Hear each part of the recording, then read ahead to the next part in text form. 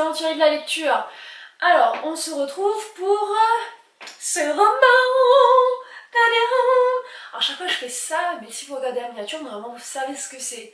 Donc, c'est pas grave, ça m'amuse en tout cas de le faire. Donc, je vous montre de plus près. Sophie Kinsella, un dimanche au bord de la piscine chez Pocket.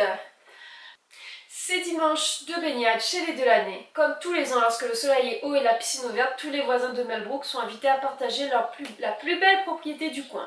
Une journée idyllique en perspective, mais tout à coup, la petite Cathy, 7 ans, chute du plongeoir, direction l'hôpital. Si la fillette va bien, la belle harmonie a disparu, les langues se délient, on accuse les parents, persiflent sur leur flirt respectif, la piscine pas aux normes, et tout le village va plonger en eau trouble. Quand j'ai lu ça, je m'attendais à quelque chose. Quand je l'ai lu, c'était pareil, mais presque. Je trouve que c'est pas très exact que ce qu'il y a écrit là-dessus. La petite Cathy va bien. Si c'est ça, elle est bien. S'il vous plaît, faudrait lire dedans, quoi. Elle va pas très bien non plus, hein, ça va aller. Et alors c'est chouette. C'est chouette, je vais vous expliquer. On va apprendre au fur et à mesure l'histoire de chacun des personnages principaux, c'est-à-dire la famille de Cathy, donc sa mère, son père, les Delaney, leur histoire et leur belle-fille qui vit chez eux.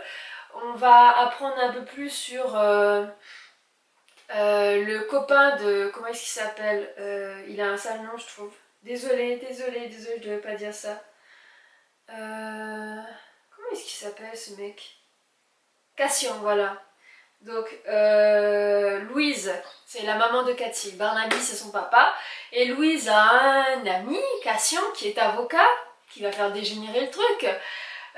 Barnaby va mal vivre le truc, bien sûr, hein, parce que c'est normal, sa femme a un copain. Donc il y a Margaret aussi, qui est la belle-fille des Delaney, qui va avoir une importance dans ce roman, et notamment son ami, qui n'est pas son copain, Alexis. Donc il y a de nombreux personnages dedans, mais tout est cohérent, donc tout tient dans l'histoire, qui est assez bien menée. Ce qui est plus difficile, c'est que certains personnages, je trouve, on les fait parler instantanément, mais je trouve pas qu'ils aient d'intérêt. Par exemple, la sœur de Cathy, on aurait pu juste narrer son truc, enfin, elle va parler à un moment, peut-être qu'elle va prendre plus d'intérêt, pas plus de place en tout cas, et pas du tout. Cathy a très peu de place aussi, on l'entend parler au tout début et à la fin, mais sinon tout va se dérouler hors de son champ en fait. Et c'est plutôt une histoire entre la famille de Louise, Barnaby, plus Cassian qui va faire dégénérer parce que c'est à cause de lui que Louise et Barnaby vont intenter un procès à la famille Delaney contre leur plongeoir qui serait pas aux normes en fait. Et tout le village va prendre un peu parti à ça et se mettre soit dans un camp soit dans l'autre, ou bien ne pas décider de prendre de camp et essayer de faire redescendre toutes ces bêtises quoi.